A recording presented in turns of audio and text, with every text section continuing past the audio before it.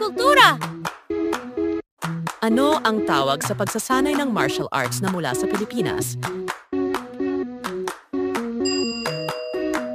Sino ang sumulat ng Florante at Laura?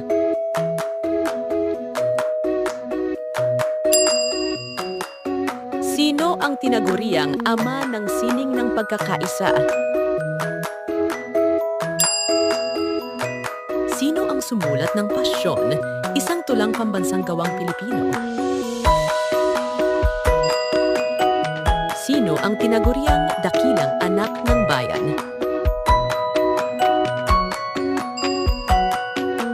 Sino ang tinaguriang ama ng wikang pambansa?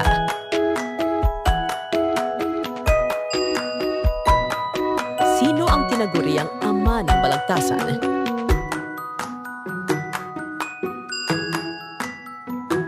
Sino ang tinaguriang pambansang alagad ng sining sa musika? Ano ang tawag sa tradisyonal na sining ng paggawa ng tela sa Pilipinas?